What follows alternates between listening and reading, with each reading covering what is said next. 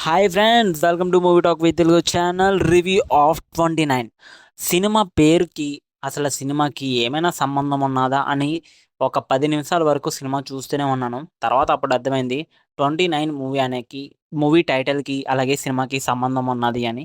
Cinema చూసిన తర్వాత నాకేమనిపించింది అంటే వన్ టైం వాచబుల్ అని చెప్తాను.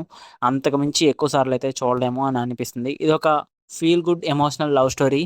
అయితే ఈ సినిమాలోని ఎమోషనల్ తోటే స్లో నరేషన్ తోటి ఈ సినిమా మొత్తం సాగుతుంది. అందుకనే కొంచెం బోరింగ్‌గా కొడుతుంది.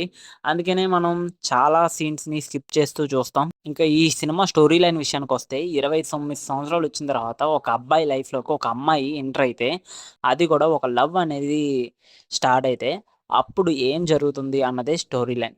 స్టోరీ లైన్ అయితే చాలా సింపుల్. కానీ దాన్ని రియలిస్టిక్‌గా చూపించడానికి ఇద్దరు క్యారెక్టర్ల మధ్య చాలా బాగా చూపించారు సినిమాని. స్లో నరేషన్ తోటి ఈ సినిమా మొత్తం సాగడం వల్ల మనకి బోర్ కొడుతుంది.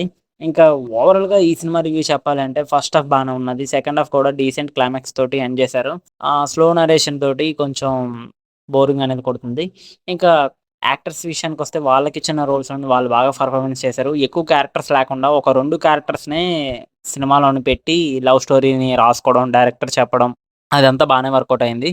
సో, ఈ సినిమాకొక ప్రత్యేకమైన విశేషం ఏంటంటే, లోకేష్ కనకరాజ్ ఈ సినిమా ప్రొడ్యూసర్. సో, ఇదే ఒక ప్లస్ పాయింట్. అందుకనే ఈ సినిమా మీద అంత బజ్ అనేది క్రియేట్ అయింది. ఇంకా ఈ సినిమాలో డైలాగ్స్ అయితే చాలా అంటే చాలా బాగుంటాయి. 29 అనే మూవీ అయితే ఒక్కసారి అయితే చూడొచ్చు. ఓటీటీలోనే అవైలబుల్‌గా ఉన్నది. సినిమా చూడకపోతే సినిమా చూసిన తర్వాత మీ ఒపీనియన్‌ని కామెంట్‌లో పెట్టండి. అలాగే మరిన్ని మూవీ అప్డేట్స్ కోసం మన ఛానెల్‌ని సబ్స్క్రైబ్ చేయండి. పక్కన ఉన్న గంట సింబల్ మాత్రం క్లిక్ చేయడం మర్చిపోవద్దు. Thank you. Signing off movie talk V Telugu channel. మరొక రివ్యూతో మళ్ళీ కలుద్దాం.